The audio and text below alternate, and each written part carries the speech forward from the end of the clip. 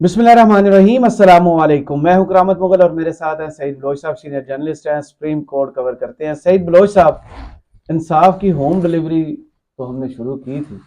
अब हमने कहा है कि जो इंसाफ आपको नहीं चाहिए वो भी हम नहीं देना। जी जी। इमरान खान का मामला हो तो कहते हैं दरख्वास्त मुस्तरद हम नहीं कर सकते, ये इंसाफ भी हम ही देंगे। 11 माह और दरख्वास्त रोके रखी।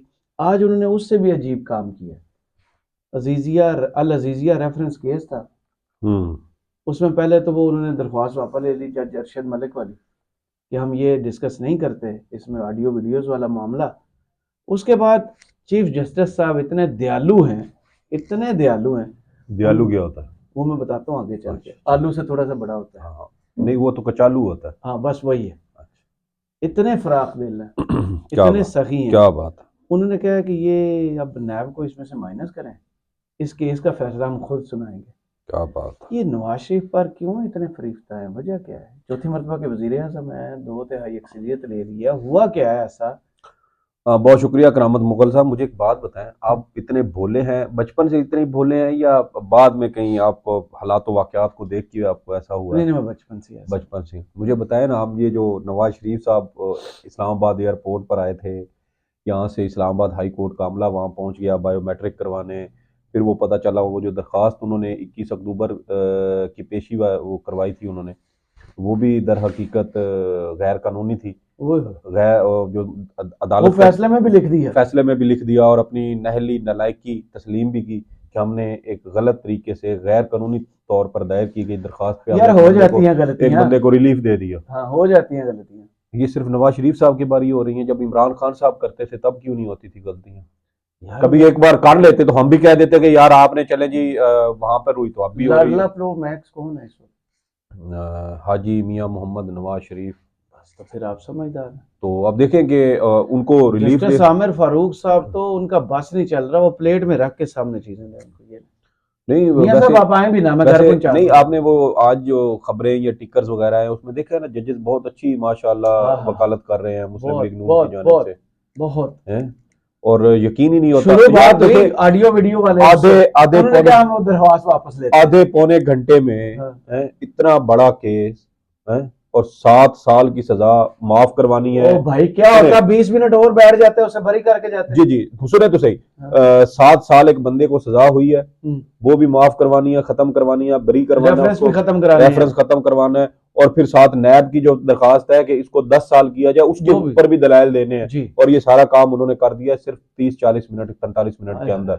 हाय हाय। ये होती है काबिलियत, फुर्ती, और क्या कहते हैं उसको, कानून को बहुत गहरी चीजों से गहरी तरह से समझना और परखना और सारा कुछ करना। और मेरे ख्याल में आज की जो सबसे इस केस की कार्रवाई के दौरान जो सबसे अहम इसका नुक्ता था, वो था जज अरशद मलिक की मुबैना वीडियो जो इन्होंने आज वापस ली है। और दर हकीकत ये इन्होंने तस्लीम किया है कि इनकी वो दरख्वास्त गलत थी, और इन्होंने एक जज को ब्लैकमेल करने की रिश्वत दी रिश्वत दी। और देखें कि मदीना मुनव्वरा में बैठ के, और मस्जिद उसकी नबवी में वीडियोस बैठ भी के, रिकॉर्ड की। हाँ मदीना, और वो बंदा कोर्ट के अंदर मौजूद था जिसने ये वीडियो रिकॉर्ड की है, नासिर भट्ट खुद मौजूद था। जी। और देखें कि उस जज साहब को मस्जिद नबवी में बुलवा के वहां पर उसको ना सिर्फ डराया धमकाया, बल्कि रिश्वत देने के लिए भी उसको राजी करने की कोशिश की। तो आप ये देखें कि वही है ना जो काबा वाली घड़ी के वो हाँ, ये शोरूम वही चाहते हैं, थे। वही हैं, बिल्कुल वही वही लोग हैं। तो आप देखें कि कहाँ बैठ के इन्होंने जेल साजी करने की कोशिश की है। और देखें मशकूक हालात में लोग जो है वो मारे गए हैं, ख़ास तौर पे शहबाज शरीफ साहब के मुकदमात में। पिछले साल आप देखें ना क्या वाक़यात हुए, उनके तफ्तीशी मारे गए, उनके गवाह मारे गए, उनके केस से जुड़े दीगर अहम उनकी लोग मारे जिंदगी गए। इतनी थी ना यार। जी जी। और देखें कि नून लीग के मुकदमात से जुड़ा एक जज अरशद मलिक था, वो भी कोरोना के दौरान मशकूक हालात में मारा गया। तो कौन तहकीकात करे, कौन इन लोगों को इंसाफ फराहम करे, कोई इसके ऊपर बात करने को तैयार नहीं है। और दर हकीकत मेरे ख्याल में एक और बात भी हो सकती है करामन मुगल साहब। 2-3 बातें कर लेते जी हैं। जी।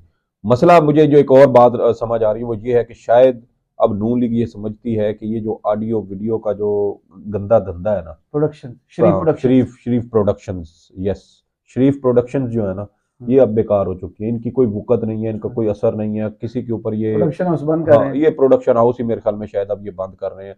क्योंकि देखे ना, हर चीज की एक हद होती है। आप उस चीज को इतना बुरे तरीके से आपने उसको इस्तेमाल किया।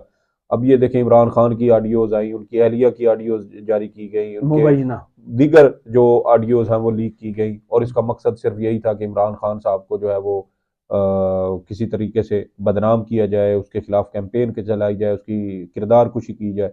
लेकिन अब वो देखें कि वो हरबा जो इन्होंने इमरान खान के खिलाफ इस्तेमाल किया, वो अल्टीमेटली इनके रिवर्स हो गए। मतलब ये ऐसे ही है जैसे वो बंदा कोई आसमान की तरफ मुंह करके थूके और थूक उसके मुंह के ऊपर आ जाए। वाह।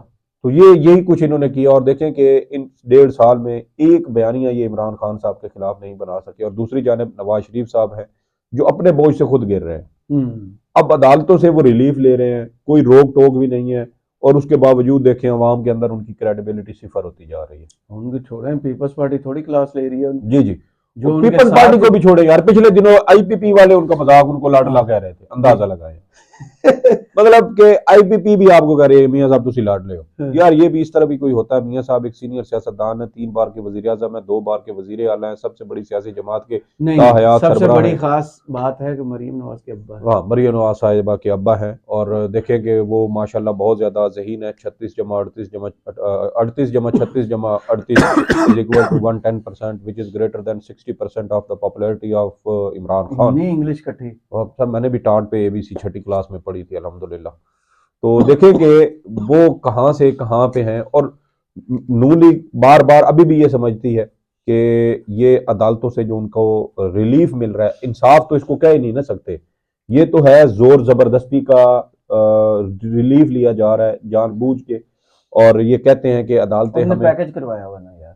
हाँ, लंदन पैकेज उसको कहते हैं। हाँ, पैकेज करवाया जी हुआ। जी, लंदन पैकेज के तहत ही उनकी ये सारी इकदाम जो और जज सारी नहीं कार्रवाई करेगा हो रही। उन्हें नजर नहीं और आएगा। देखें कि जज अरशद मलिक वाला मामला हो या अल अजीजिया रेफरेंस वाला मामला हो, इतने भूंडे तरीके से इसको आगे चलाया जा रहा, मुझे समझ नहीं आती कि नवाज शरीफ साहब की ये जो क्या कहते हैं उसको, मुशीर है उनके, मेरे ख्याल में उनकी एक ही मुशीर है और वो उनकी साहबजादी है। जी। और साहबजादी ने तो पिछले दिनों मेरे ख्याल में लाहौर जलसे में 31 अक्टूबर को कहा था कि मैंने फैसला किया था, अपने से शायद वादा किया था या तहैया किया था मैंने। 21 अक्टूबर में कर लें। 21 अक्टूबर को ही उसने लाहौर जलसे में, जब बोल उन्होंने गए थे। 21 अक्टूबर, तो आपने उस दिन भी, कल भी मुझे जो है ना मेरा त्राह निकाल दिया था, मुझे घर जाकर वीडियो दोबारा देखना पड़ी थी, और उसके अंदर वो कोई लफ्ज नहीं था जो आपने मुझे यहाँ पे कहा था कि मैंने वो बोला है।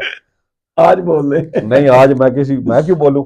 तो देखिए कि इन्होंने वहां पे ना जलसे में खड़े होकर कहा कि मैंने वादा किया था कि पता नहीं मैंने अहद किया था कि मैं नवाज शरीफ को उसी जगह पर लेके आऊंगी जहां वो 2017 में सजा से पहले थे। तो वो सजा से पहले पीएम वाली, हाउस थे वो। सजा से पहले वाली हालत पे तो आ जाएंगे, लेकिन उसके बाद क्या होगा? फिर निकल कड्डे जाएंगे। नहीं, निकाले नहीं जाएंगे सर। देखें, एक बंदा 70 72 75 साल की उम्र में इस लेवल पे जाकर भी अगर वो अपनी जिंदगी के बुरे तजर्बात से, जो उनके गलत फैसले हैं उससे अगर उन्होंने कुछ नहीं सीखा, तो मुझे बताएं उम्र के इस नहीं बंदा बदलना पिछले नहीं पैर यार। आके आप कैसे आप चीजें गलत है, आप करेंगे? कैसे कह सकते हो बदल सकते नहीं हैं? नहीं, बदल सकते। मैं ये नहीं कह रहा कि वो बदल सकते हैं, ये नहीं बदल, लेकिन कम अज कम एक जो, छोटी सी स्टोरी और सुनिए सर। जी जी जी जी, बिलावल भुट्टो साहब ने आज एक वर्कर्स कन्वेंशन से खिताब फरमाया। जिंदाबाद।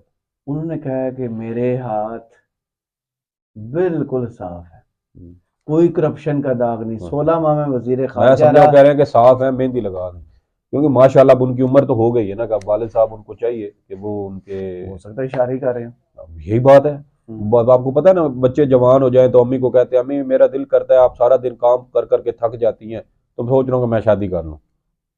अब लड़के करते हैं ना माओ को जी जी, इस तरह लड़के करते हैं। जी जी, जी जी, तो वो लड़के करते हैं। जी जी, तो मेरे ख्याल में वो बिलावल साहब बता रहे हैं, क्योंकि अब्बा जी के साथ उनके पिछले दिनों काफी ज्यादा नाराजगी भी चल रही थी।